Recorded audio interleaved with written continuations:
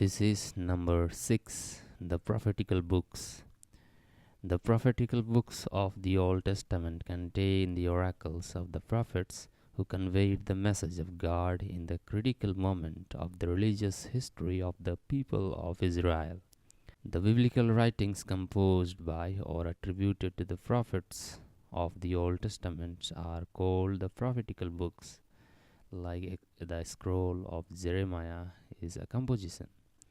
The prophetical books are divided into former and later prophets.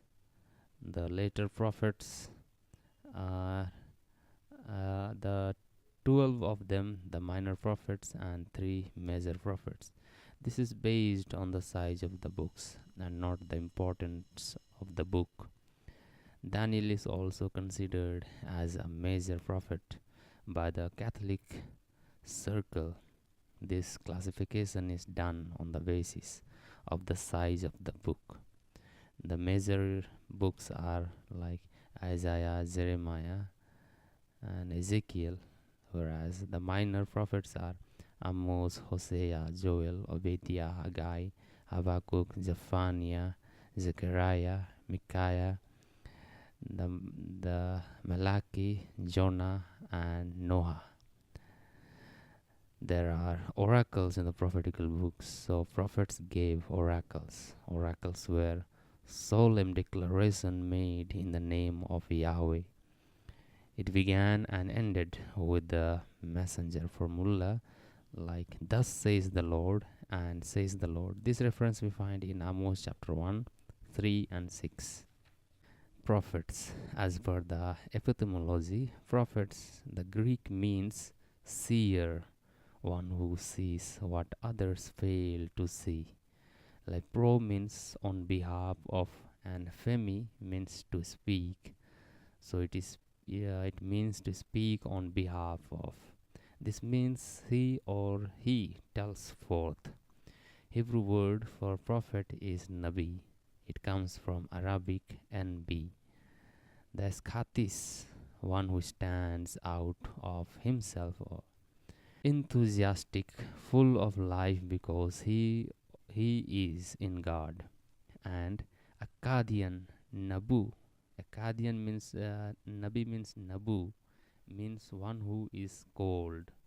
So prophets were those people who were called, the commissioned and strengthened by God to give message on behalf of God in front of people. Though there were some who were considered pre-monarchical prophets and pre-classical prophets. Like the example we have in the Pentateuch, we find like Abraham, Moses, Aaron, Miriam. They were called so due to the retrojection, like Samuel, Nathan, Semaiah, Elijah, Elisha, Huldah. All these people were before the time of monarchy. The classical prophetism began in Israel with Amos by 8. So critical moments of the religious history of the people of Israel. Those messages were contextual as they were delivered in the background of religious, social, economic, and political situation of the time. Israelites' communities' historical incidents were religious. This means events of Israelites' life were understood from faith perspective. Message only made sense in the context of their covenant with God. The critical moments, like example we find in the pre-exilic. Pre-exilic means before exile, like Amos. He preached in the Israel before Assyrian invasion. He prophesied the destruction as the poor suffered oppression and injustice due to the latifoundationalization, shift in cultivation, and misuse of surplus wealth. He also gave OAF due, that means oracles against OAF means oracle against F means I don't know. Let me see later something. Due to this war crimes, Judah's crime was religious. Israel was social crime. Prophet Hosea preached in the time before the fall of Israel in 722 BCE. After the death of Jeroboam II, for 20 years there were 6 kings, and the kingdom witnessed violence and promiscuity. Proto Isaiah preached when Judah was forced to join Syria and Israel against Assyria. Proto Isaiah asked Ahaz to trust in the Lord and not to become any Eli. Micah spoke about imminent danger of destruction of Jerusalem due to laity foundation laity foundation terrible word is used here. The grabbing land by military, forced labor, money, motive prophets. Exilic prophets, we have Ezekiel prophesied during the exile, confronting and instilling in them hope. Ezekiel chapter 36, 25 to 26, we find new covenant. In Ezekiel chapter 37, the vision of dry bones, and God will gather scattered Israelites in Jeremiah chapter 31, 13, and Isaiah chapter 41 to 2. The post-exilic prophets are like Haggai and Zechariah in post-exilic period tried to rekindle hope and strengthen the people by announcing the advent of the Messianic kingdom after looking at Zerubbabel.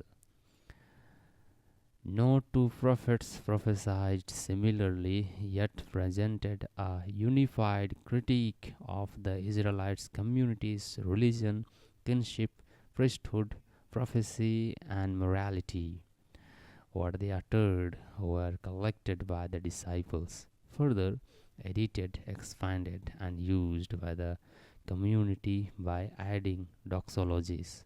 Doxology found in Amos chapter 9, 6b. They became the book later on. The prophets gave expression to the God experience they had through words and deeds differently. There is a variety. Literary forms found in the text are autobiographical, biographical, call narratives, exhortation, rib, etc. The actions includes examples like Isaiah walking before barefoot and naked, Isaiah chapter 20. Jeremiah breaking the pot, Ezekiel shaving his head and dividing the portion of hair, etc. Each prophet, based on the time of theirs, interpreted the reality from the viewpoint of God, but in their own ability. Though there were diversity in their prophetic utterance and actions, they all based it on the covenantal relationship. Amos he prophesied in south and against the Amos prophesied in the northern kingdom, whereas later his books were accepted in the southern kingdom also, and it was meant for all Israelites. Hosea prophesied in northern kingdom, and he emphasized on God's forgiveness. Prophet Isaiah prophesied in southern kingdom for justice. This we find in Isaiah chapter 117. Jeremiah prophesied in south, and he spoke against social injustice and idolatry. Haggai prophesied in Jerusalem, that is in south, about giving priority to God and building temple with clean heart. Haggai chapter 2, 14. They criticized Israelites' religion. In Isaiah 115 we see Lord closes his eye to the prayers with raised hand because they prayed with equity after so much violence. So the Lord says that their hands are full of bloodshed. Amos chapter 5:21 to 24 we find the sportification of worship. Prophets were against the kingship. In many places we see prophets criticize kings for corruption and oppression of the poor. Hosea was against northern kingdom, the kingship, because the muscle power determined the king there. Hosea chapter 8 verse 4, Isaiah chapter 123 and Isaiah chapter 14. There is a decree and Isaiah chapter 14 against king of Babylon. Micah chapter 3:11 is against rulers who oppressed people.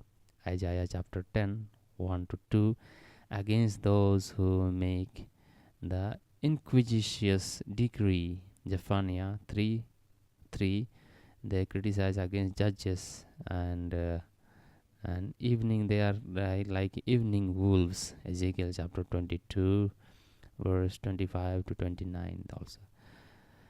The priests were corrupted. Isaiah chapter 28 verse 7. Priests are shown as drunkards. Malachi also speaks about this. Malachi criticizes priests whose motives were only money making. They did not give instruction. Therefore, people played the harlotry, means prostitution, as in Hosea chapter 8:12. So God warned punishment for priest. Malachi chapter 1 6 to 7. Priests offering polluted sacrifice. Zephaniah chapter 3 4. Priest profaning sacred. Micah chapter 3:11. Ezekiel chapter 22:25 to 29. False prophets. We find the difference between false prophets and the true prophets from the north. They were also criticized as they opened their mouth for money, as in Micah chapter 3:5. Prophets also became drunkards. In Isaiah chapter 28 7 to 13, we see prophets drinking and not doing their ministry properly.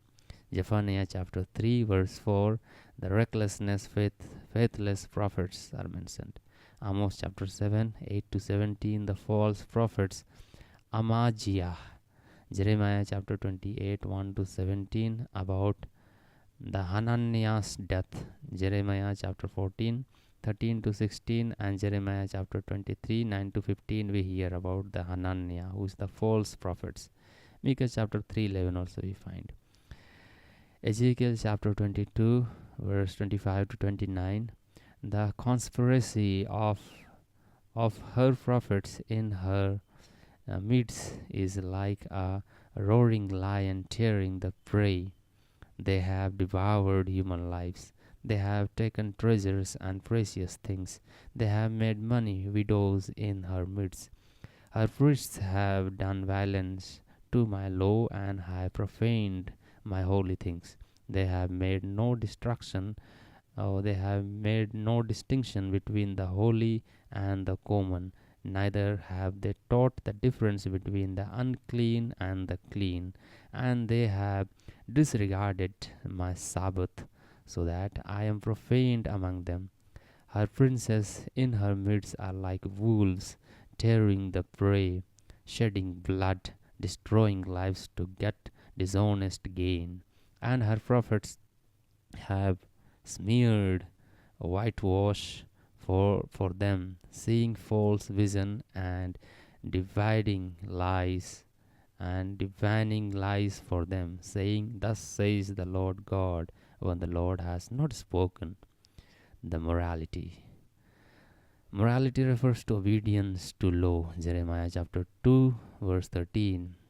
They forsook me, heaven broken, kissed him, injustice for the time. Amos speaks about social injustice and oppression. The father and son going into the same maiden. Amos chapter 2 7. Amos chapter 1:13. Uh, Ripening up the pregnant woman.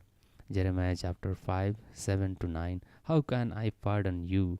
You children have forsaken me and have shown by those who are no gods. When I fed them to the full, they committed adultery and stopped and trooped to the houses of whores. They were well fed, lusty stolons, each nazuring for the neighbor's wife. Shall I not punish them for these things, declares the Lord, and shall I have average myself on the nations such as these? The covenant implied taking care of the covenant partners, which was not paid attention by the Israelites. Hosea chapter 4 3, which speaks about the moral order.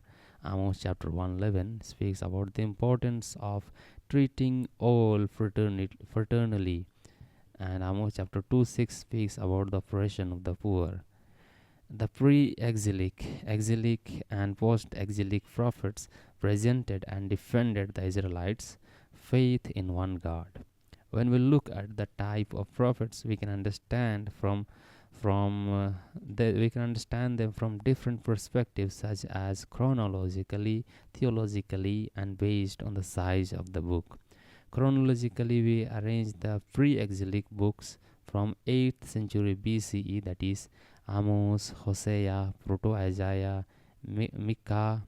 In 7th BCE, there are Noah, Habakkuk, Zephaniah, and in the 6th BCE, Obadiah, even Jeremiah can be included, and exilic prophets are Ezekiel and Deutero-Isaiah, and post-exilic we have Tritro-Isaiah and priestly and Deuteronomistic history. Then the book of Zechariah, and then Haggai, the Joel, Jonah, Malachi, Malachi, based on the size of the book. So the major books in Catholics are 4, such as Isaiah, Jeremiah, Ezekiel, and Daniel. In Jewish, there are only 3, like Isaiah, Jeremiah, and Ezekiel. Daniel is not included. Whereas when we say the minor prophets, there are 12 of them. So these prophets defended faith in one God, monotheism, whom they found out has a name Yahweh and a character merciful, that means Rahamim, gracious, that means Hannah, and steadfast love means Hesed. Faith in one God is monotheism. There is a movement from polytheism. Joshua chapter 24 verse 14, to monolatry, that we find in Exodus chapter 15:11, to explicit monotheism, Amos chapter 1 to 2, to explicit monotheism, Deutero-Isaiah chapter 45 7 and verse 21 to 22, and ethical monotheism. The actually explicit monotheism is seen not only in Deutero-Isaiah, but seen in Decalogue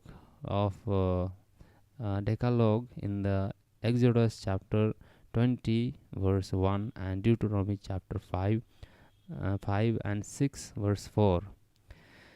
The confession of Jeremiah, we have references like Jeremiah chapter 11 18 to 12, 18 to chapter 12 6, and chapter 15 10 to 21, and chapter 17 14 to 18, chapter 18 18 to 23, and chapter 27 to 18. The servant song of Isaiah we find in chapter 42 1 to 4, 49 1 to 6, chapter 50 4 to 9, and the fourth one is chapter 52 13 to 13 to chapter 53:12. The concept of the election that we find in Amos chapter 3 verse 2, Isaiah chapter 42 verse 1.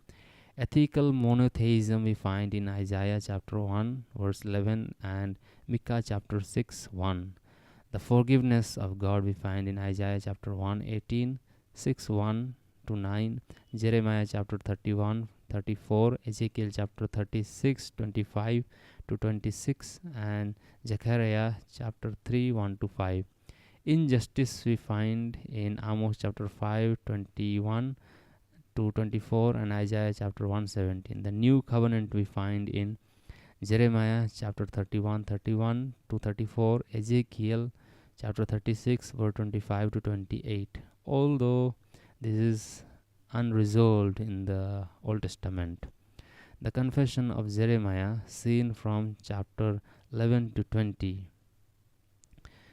It was the time when Jehoiakim gave trouble to Jeremiah, and he went through personal spiritual crisis and experience of God. Confessions named after confession of Augustine, and they are seen as the poems. His self-understanding and self-revelations are amazing. We see him going into despair and God challenging him, and subsequently he comes out from his personal crisis by reliving his his foundational experience, as in Jeremiah chapter 1 4 to 10. God asked Jeremiah to surrender himself to him, as only God can bring about a change. He realizes at last, as in chapter 20:11, that God is with him and his assurance will help him go forward. The 5 so-called confessions of Jeremiah are very powerful conversations between the prophet and God. During these challenges, Jeremiah he laments and he speaks about his misfortunes. He consider giving up his hopeless mission. So Jeremiah wanted to give up his mission, and he pleads with God, and he asks for punishment for his enemies to make them to bring them to an end. He places his hope and trust in God. Like Jeremiah chapter 11:18 to 12, we have Jeremiah's life threatened since he prophesies. So Jeremiah complains God, and God replies. Jeremiah chapter 15:10 to 11, Jeremiah complains, and God invites him to be the mouthpiece. Then Jeremiah chapter 17:14 to 18, there is a true wisdom. Jeremiah prays for vindication. He begs God to heal him, and then he requests God to prove himself right by disaster on them. Jeremiah chapter 18:18 to 23, there is a prayer of vengeance. Jeremiah's cry to God to heed to him as the other come for his life. He asks God to destroy them and not to forgive their iniquity. Jeremiah chapter 27 to 18 is the lamentation. We see Jeremiah's call.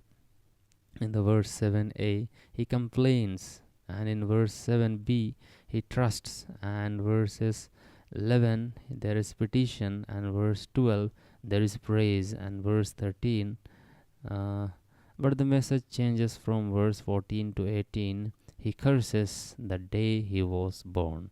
The servant song of Isaiah. The servant song of Isaiah, the first song, the servant song of Isaiah we find in chapter 42, 1 to 4. This passage describes the servant as the chosen one of God, who will bring justice to the nations, not through violence, but with a gentle, compassionate spirit. A spirit of God's abides in him. Second servant song we find in Isaiah chapter 49, 1 to 7. Here the servant is portrayed as deeply human, yet chosen and equipped by God from before birth to be a light to the nations, restoring Israel and bringing salvation to the ends of the earth. The third servant song we find in Isaiah chapter 50, verse 4 to 11. This section emphasizes the servant's obedience and endurance in the face of the persecution and suffering. Despite facing oppositions and violence, the servant trusts in God's vindication. Servant's willingness to suffer for all with calmness. Fourth servant song we find in Isaiah chapter 52 to 53, 1 to 12. Arguably the most famous of the servant songs, this passage presents the servant's suffering and death in vivid detail. Despite being innocent, the servant is described as bearing the sins and afflictions of others, ultimately leading the redemption and justice for many. God's innocent servant was punished and crushed for our iniquities. Innocent suffering brings redemption. The election, the word in Amos chapter 3 2, that is used to indicate the idea of being elected or chosen out of many, is to know, since being chosen, they have gathered responsibilities and proportionate punishments if they don't fulfill their responsibilities. Isaiah chapter 42 1 says, "Here is my servant." This is also speaking about being chosen individually. This is fulfilled during the baptism of Jesus, we see in Mark chapter 1:10. Jesus is the chosen one in whom fulfillment of prophecies happened. The ethical monotheism. This means one moral God. This only God who has given law except moral behavior based on the covenant, justice and righteousness are important in order to relate with God. Isaiah chapter 1 verse 11, Lord is enough with the offering for many. Therefore, this means all offering went to only one God. However, he expects, as Isaiah chapter 1:17 and Micah chapter 6:8 says, to do justice, walk humbly, love kindness. Lord wants this attitude than of offering. Forgiveness. Sins of Israel are great. The imagery used, crimson, the scarlet, and we find in Isaiah chapter 1:18, here God is making a lawsuit against Israel. Israel is guilty of rebellious and forsaking God. God is explaining their iniquities and asking them to remove the evil. We see God taking initiative to forgive them. Isaiah chapter 6, 1 to 9. Vision and glory of God, mission and commission of the prophets, the imagery of glorious God. No sinner can stand before God. This is a scene in the mouth of prophet as he says, I dwell in the midst of unclean lips. Here we see God taking initiative to cleanse the prophet, after which we see the prophet heeding to call of mission. Jeremiah chapter 31-34, God's law will be written on their hearts, and God will not remember any iniquity. Ezekiel chapter 36:25-36, Lord will cleanse from all uncleanness and give them new spirit and new heart. Zechariah chapter 3:1-5, God is merciful. Joshua the priest here represents people. This is not that Joshua who led the people to promised land. This Joshua is the prophet Joshua. Removal of filth garment. Sins are forgiven. Justice, in Hebrew it is mesphat. Amos chapter 5:21-24 speaks of the necessity of justice to roll down like water. Isaiah chapter 1:17 says that before God, the evil that needs cleansing is injustice and oppression, is a critique of worship, which is without right intention attitude To do good, seek justice, rescue the oppression. Without without justice, society will die. Justice and righteousness are one idea with two words.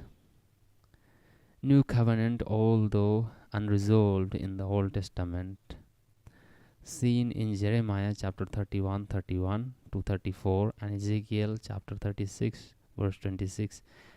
It speaks about the new covenant. It is an initiative taken by God. The Sinai covenant that we find in Exodus chapter 19:5 was a conditional and was broken and annulled with the fall in 722 BC. The unconditional Davidic covenant that we find in 2 Samuel chapter 7:14 to 17, the covenant was annulled by the fall of the southern kingdom in 587 BC. Jeremiah comes with the new covenant in attempt to solve the dilemma between conditional and unconditional covenants. New one is different form than that which was made earlier. Exodus chapter 19:4 to 6 and chapter 24 1 to 8.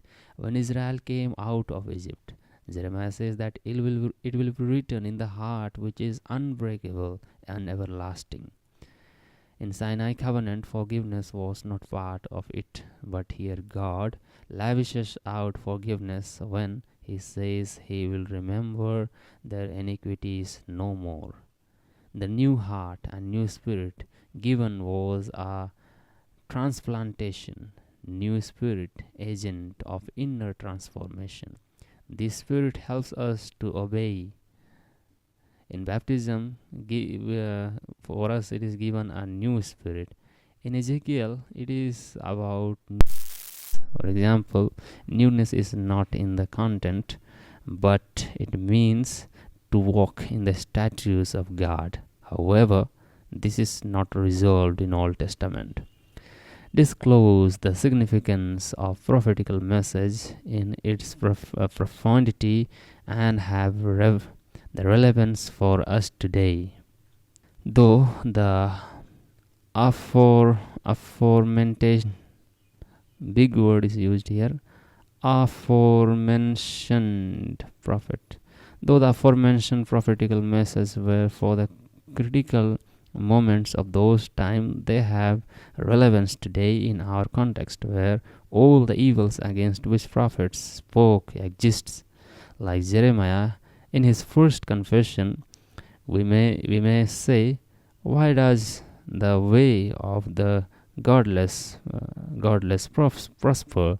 Jeremiah chapter 12:1. On the other hand, we experience we are chosen in Amos chapter 3:2 to do his mission, but might have to suffer and die for it.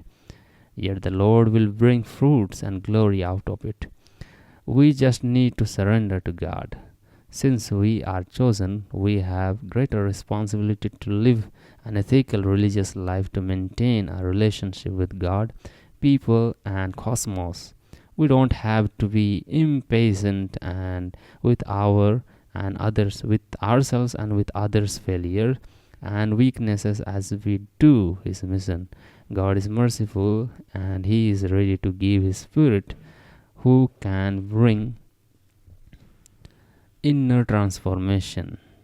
The messianic prophecies in the prophetical literature that we see in Isaiah chapter 7:14, 9:1 to 7, 11:1 to 9, Micah chapter 5:1 to 5 have influenced the messianic concept in the New Testament.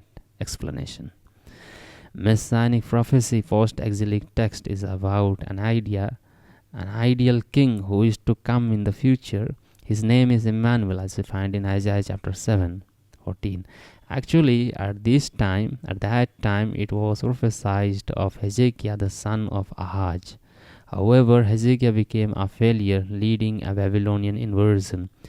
Isaiah chapter 9:1 to 7 speaks of a light from Galilee and various titles of Messiah. Isaiah chapter 11 speaks of the Messiah as a child who is the shoot from the root of Jesse, and this Messiah is from Bethlehem, not from Jerusalem. Micah chapter 5. In Matthew, we see the fulfillment formula, Matthew chapter 123 and chapter 4:16, pointing all these prophecies being fulfilled in Jesus. That's why prophetical books in Catholic Bible is placed just before the New Testament in order to tell implicitly that all the prophecies are fulfilled in Jesus Christ. The life and mission of the prophets in the Old Testament call for a prophetic lifestyle and leadership for every baptized Christian in the today's context. The life and mission of prophets are a challenge to each one of us today. We have a tendency to focus more on worship and cultic practices, avoiding resembling God in our lives through our deeds. As James in his chapter 2 verse 17 says, faith without word is dead.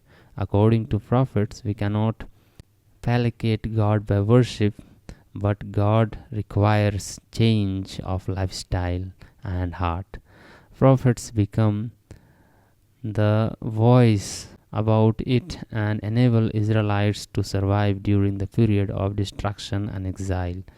They proclaimed marriage, a caring of the weak.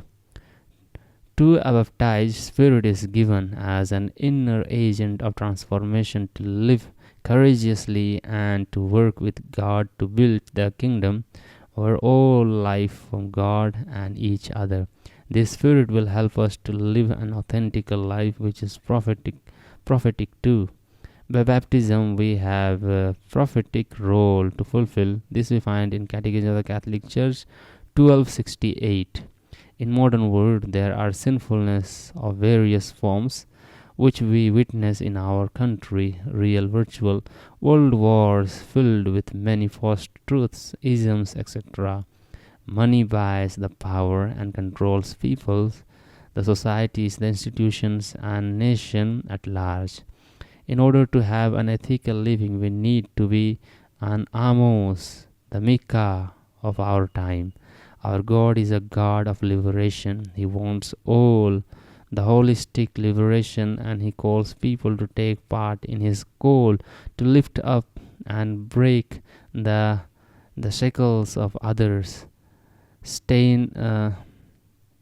is an example of Stan Swami, who worked for the poor people, and few other examples are there who voiced out for the poor. As Miller says, meet the prophets. It would be a mistake to idealize them, but they have a lot to teach, even though they were imperfect.